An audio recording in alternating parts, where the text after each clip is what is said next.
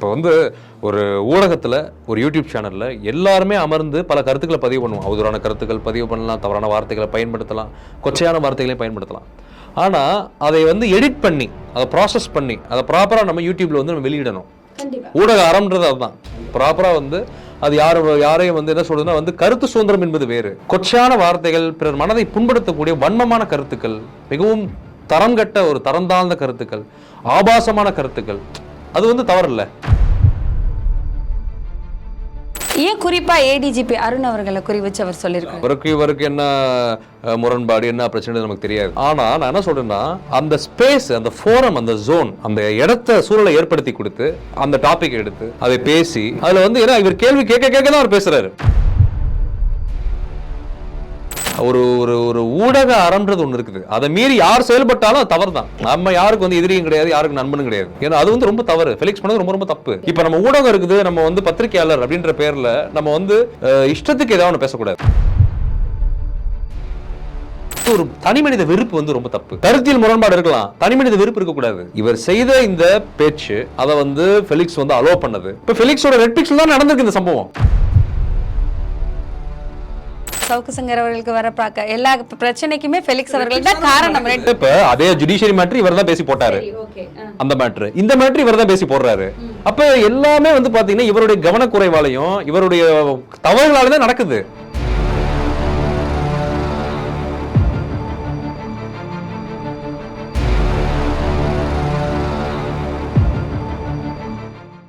வணக்கம் கேஸ்ட்ரோ. வணக்கம் மேடம். இன்னைக்கு காலையில வந்து சவுக்கு சங்கர் அவர்களை ஆங்கரிங் பண்ண வந்து ஃபெலிக்ஸ் ரெட் பிக்ஸ் யூடியூப் சேனலோட ஆங்கர் ஓனர் ஃபெலிக்ஸ் அவர்களை வந்து அரெஸ்ட் பண்ணியிருக்கிறாங்க. அதுவும் டெல்லியில் அரெஸ்ட் பண்ணதா சொல்லியிருக்கிறாங்க. அவர் ஆங்கர் தானே, அவர் வந்து கொஸ்டின்ஸ் தானே கேட்டிருக்காரு. ஏன் அவர் அரெஸ்ட் பண்ணணும், என்ன காரணம், மக்களுக்கு அது என்ன காரணம் தெளிவாக சொன்னால் நல்லா இருக்கும். இல்லை மேடம், இப்போ என்னன்னா சவுக்கு சங்கர் கைதோட எதிரொலியாக தான் நான் பார்க்குறேன். எப்படி சொல்றதுன்னா, இப்போ சவுக்கு சங்கர் வந்து பார்த்தீங்கன்னா அவருடைய அந்த அந்த முழு அந்த நேர்காணல் நீங்கள் பார்த்தீங்கன்னா ஏடிஜிபி அருண் அவர்கள் மீது, பெண் உதவி ஆய்வாளர்கள் மீது அவ்வளோ கடுமையான அவதூறான கருத்துக்களை அவர் பதிவு பண்ணியிருக்காரு. அடுத்து ஒரு திருநங்கையை மையப்படுத்தி ஒரு அவதூறான கருத்தை பதிவு பண்ணால் அதை நான் பேச வரும்போது நான் ரொம்ப ஒரு அருவருப்பான ஒரு வார்த்தைகள் அதெல்லாம் அதை நான் வந்து நேர்காணல் பேச மாட்டேன். அப்படிப்பட்ட வார்த்தைகளை பதிவு பண்ணி இப்போ வந்து ஒரு ஊடகத்தில் ஒரு யூடியூப் சேனலில் எல்லாருமே அமர்ந்து பல கருத்துக்களை பதிவு பண்ணுவோம். அவதூறான கருத்துக்கள் பதிவு பண்ணலாம், தவறான வார்த்தைகளை பயன்படுத்தலாம், கொச்சையான வார்த்தைகளையும் பயன்படுத்தலாம். ஆனால் அதை வந்து எடிட் பண்ணி அதை ப்ராசஸ் பண்ணி அதை ப்ராப்பராக நம்ம யூடியூப்ல வந்து நம்ம வெளியிடணும். ஊடக அறம்ன்றது அதுதான். ப்ராப்பராக வந்து அது யாரையும் வந்து என்ன சொல்றதுன்னா வந்து கருத்து சுதந்திரம் என்பது வேறு. கொச்சையான வார்த்தைகள், பிறர் மனதை புண்படுத்தக்கூடிய வன்மமான கருத்துக்கள், மிகவும் தரம் கட்ட ஒரு தரம் தாழ்ந்த கருத்துக்கள், ஆபாசமான கருத்துக்கள், அது வந்து தவறில்லை. யாரையும் கொச்சப்படுத்தக்கூடாதுல்ல. அது உண்மையோ பொய்யோன்றது செகண்டரி. இப்போ அவர் மேலே யாராவது அலிகேஷன்ஸ் வச்சிருந்தா நம்ம பேசுறது வேற. நம்ம வந்து என்ன சொல்றோம்னா எல்லாருமே நம்ம அப்படி கொச்சைப்படுத்தி பேசுற மாதிரி தானே அது. அந்த வார்த்தையை நீங்க பாத்தீங்கன்னா எல்லாருமே அந்த அந்த அந்த அந்த துறையில இருக்க அனைவருமே இப்படித்தான் வர்றாங்க ப்ரொமோஷன் பெற்று அப்படின்னு. ஏன் குறிப்பா ஏடிஜிபி அருண் அவர்களை குறி வச்சு அவர் சொல்லியிருக்காரு? இவருக்கு என்ன முரண்பாடு, என்ன பிரச்சனை நமக்கு தெரியாது. ஆனா நான் என்ன சொல்றேன்னா, அந்த ஸ்பேஸ், அந்த ஃபோரம், அந்த ஜோன், அந்த இடத்த சூழலை ஏற்படுத்தி கொடுத்து அந்த டாபிக் எடுத்து அதை பேசி அதுல வந்து ஏன்னா இவர் கேள்வி கேட்க தான் அவர் பேசுறாரு. அப்ப அவர் அந்த மாதிரி அவதூறா பேசும்போது கொச்சையான வார்த்தைகளை, மிகவும் மோசமான ஆபாச வார்த்தைகளை பயன்படுத்தும் போது இவரை கண்டிச்சிருக்கணும். இப்ப நம்ம யூடியூப்ல சேனல் இன்டர்வியூ எடுக்கிறீங்கன்றப்ப என்னன்னா, நீங்க நினைச்சா கண்டிக்கலாம், எடிட் பண்ணலாம், சார் இப்படி பேசாதீங்க சார், மாத்தி பேசுங்க சார் கூட சொல்லலாம். அப்படியே வீடியோ எடுத்தா கூட அதை எடிட் பண்ணி ப்ராப்பரா வந்து நம்ம வந்து யூடியூப்ல ரிலீஸ் பண்ணலாம். ஆனா அவர் பேசினது அப்படியே ரிலீஸ் பண்ணியிருக்காரு ஃபெலிக்ஸ். எனக்கு ரொம்ப வருத்தம். ஃபெலிக்ஸ் மேலேயும் ரெட் பிக்ஸ் மேலே ரொம்ப எனக்கு வருத்தம். ரெட் பிக்ஸ் மேலே ஃபெலிக்ஸ் மேலே நல்ல மரியாதை இருக்குது எனக்கு. சவுக்கு சங்கர் மேலே நல்ல மரியாதை இருக்கு எனக்கு. ஏன்னா ஒரு ஒரு ஒரு ஊடக அறம்ன்றது ஒன்று இருக்குது. அதை மீறி யார் செயல்பட்டாலும் அது தவறு தான். நம்ம யாருக்கு வந்து எதிரியும் கிடையாது, யாருக்கு நண்பனும் கிடையாது.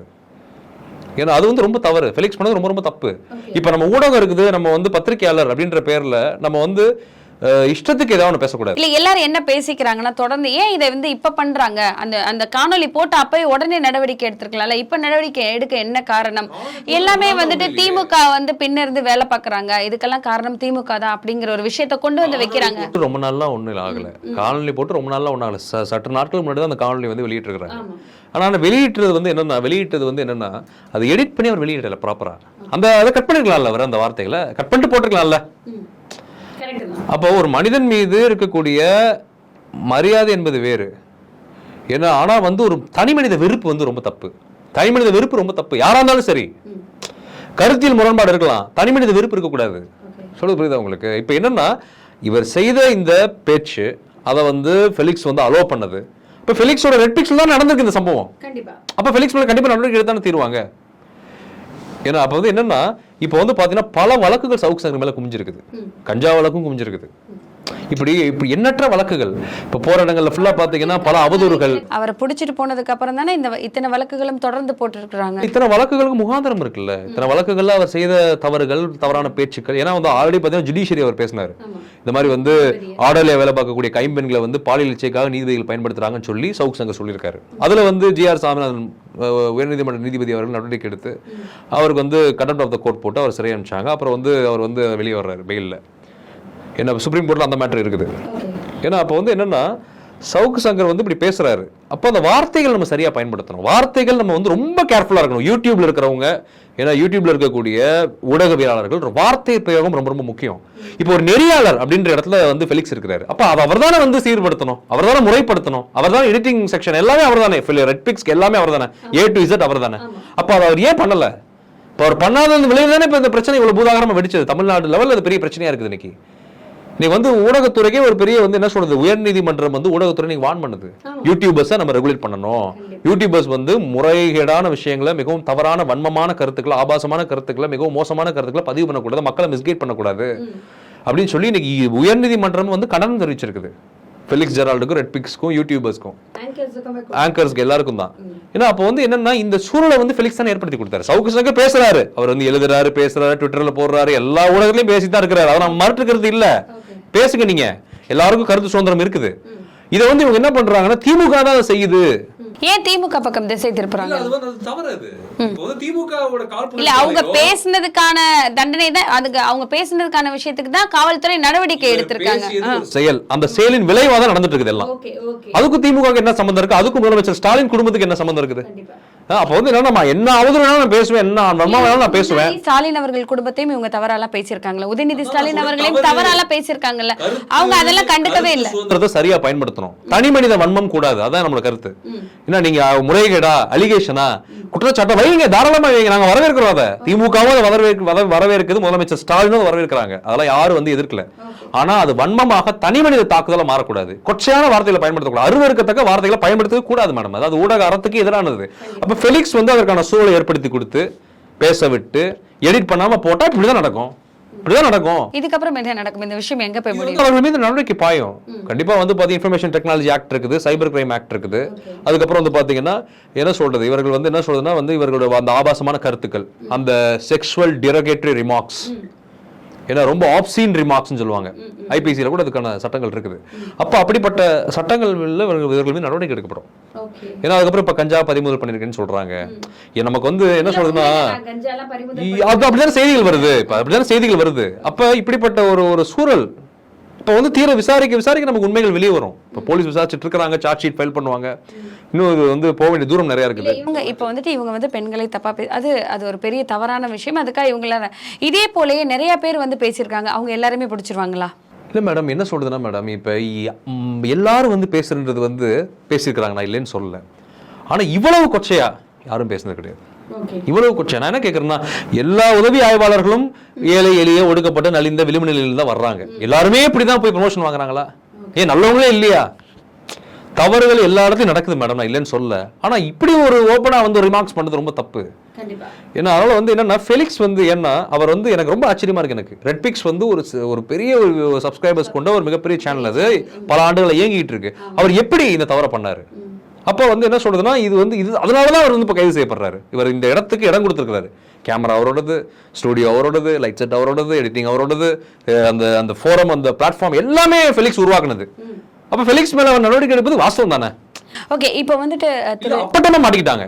அப்பட்டமா எப்படி சொல்றதுன்னா, வீடியோ எல்லாமே வாய்ஸ், அந்த அந்த அந்த ரிமார்க்ஸ், அந்த கருத்துக்கள் அப்படியே வீடியோகிராஃபியோட வசமா மாட்டிக்கிட்டாங்க. இப்போ வந்து திரு சவுக்கு சங்கர் அவர்கள் வந்து இதுக்கப்புறம் நான் யாரையும் தகாத வார்த்தையில பேச மாட்டேன், யூடியூப்ல நான் யாரை பத்தி போய் பேச மாட்டேன்னு அவர் எழுத்துப்பூர்வமா வந்துட்டு எழுதி கொடுத்துட்டார். நான் இதுக்கப்புறம் எதுவுமே பண்ண மாட்டேன். அந்த மாதிரி திரு ஃபெலிக்ஸ் அவர்கள் ஏதாவது சொல்லுவாங்களா? அவர்கிட்ட எதாவது எழுதி வாங்குவாங்க? அவங்க வந்து அஃபிடவிட் கொடுக்கணும். அவங்க வந்து என்ன சொல்றதுன்னா அவங்களோட வியூஸ் அவங்க வந்து எக்ஸ்பிரஸ் பண்ணி தான் ஆவாங்க கோர்ட்ல. ஆனா வந்து என்னதான் வந்து அவங்க என்ன எழுதி கொடுத்தாலும் தண்டனையில தப்பிக்க முடியாது. ஏன்னா எல்லாத்துக்கும் ஒரு விளைவுன்னு ஒன்று இருக்குல்ல, தண்டனை ஒன்று இருக்குல்ல, அதை அனுபவிச்சு தான் ஆகணும். ஏன்னா இப்போ சவுக்கு சங்கர் மேல போடப்பட்ட வழக்குகள் பரப்ப ரொம்ப ஆச்சரியமா இருக்கு எனக்கு. ஏன்னா பல வழக்குகள், பல அவதூறு வழக்குகள் போடப்பட்டிருக்கு, அதுக்கப்புறம் வந்து கஞ்சா வழக்கு போடப்பட்டிருக்கு, அதுக்கப்புறம் வந்து சைபர் கிரைம் வழக்கு போடப்பட்டிருக்கு, அப்புறம் ஐபிசியில் வழக்குகள் போடப்பட்டிருக்கு. ஏன்னா பெண்கள் நிறைய ரிப்போர்ட் பண்ணிருக்காங்க, இவர் ஆபாசமா பேசுறாருன்னு சொல்லி இன்னும் நிறைய வழக்குகள் போடப்பட்டிருக்கு. குண்டாஸ் போட கூட வாய்ப்பு இருக்குது. ஏன்னா ஆனால் ஃபெலிக்ஸ் மேலே குண்டாஸ் பாயாது, அவர் மேலே சைபர் கிரைமு, இந்த ஐபிசியில் இருக்கக்கூடிய இந்த செக்ஷன்ஸ், இந்த இன்ஃபர்மேஷன் டெக்னாலஜி செக்ஷன்ஸ் அவர் மேலே பாயும். அவர் சேனலை முடக்கிற அளவுக்கு போகாது, அந்த அளவுக்கு போகாது. ஆனால் அவர் வந்து கண்டிப்பாக கண்டிக்கப்படுவார். ஏன்னா வந்து திரு சவுக்கு சங்கர் அவர்களோட சேனலை வந்து ஏன்னா போன அந்த ஜுடிஷியரி மேட்ரு இவர் சேனலில் பேசி தான் மாட்டினார். நல்லா நீங்கள் யோசிச்சு பாருங்களேன். அப்போ ஃபெலிக்ஸ் என்னன்னா தொடர்ந்து ஒரு பழக்கமாகவே வச்சிருக்கிறாரு. என்னன்னா இந்த மாதிரி விஷயங்களை எடிட் பண்ணுறது ப்ராப்பராக பண்ணாமல் அப்படியே ரிலீஸ் பண்ணி விட்டு, இப்போ சவுக்கு சங்கர் வர எல்லா பிரச்சனையும் காரணமே ஃபெலிக்ஸ் தான், ஓபனா சொல்ல போனா. அப்ப அந்த ஊடக அறத்தை ஃபெலிக்ஸ் புரிஞ்சுக்கணும். சவுக்கு சங்கர் அவர்களுக்கு வர எல்லா பிரச்சனைக்குமே ஃபெலிக்ஸ் அவர்கள் தான் காரணம். இப்ப அதே ஜுடிஷியரி மேட்டர் இவர் தான் பேசி போட்டாரு, அந்த மேட்டர் இந்த மேட்டர் இவர் தான் பேசி போடுறாரு. அப்ப எல்லாமே வந்து பாத்தீங்கன்னா இவருடைய கவனக்குறைவாலையும் இவருடைய தவறுகளால தான் நடக்குது. ஆனா அதுக்கு நான் பேச நான் சரின்னு சொல்ல மாட்டேன், அதுவும் தவறுதான். இப்ப வசமா மாட்டிக்கிட்டாங்க, வீடியோ போட்டு இவங்களே வசமா வாண்டடா வந்து மாட்டுவான்னு சொல்லுவாங்க, அந்த மாதிரி வாண்டடா வந்து மாட்டுறாங்க. இதுக்கப்புறம் இந்த விஷயம் எங்க போய் முடியுதுன்னு காத்திருந்து பார்க்கலாம். தொடர்ந்து பேசலாம். நன்றி.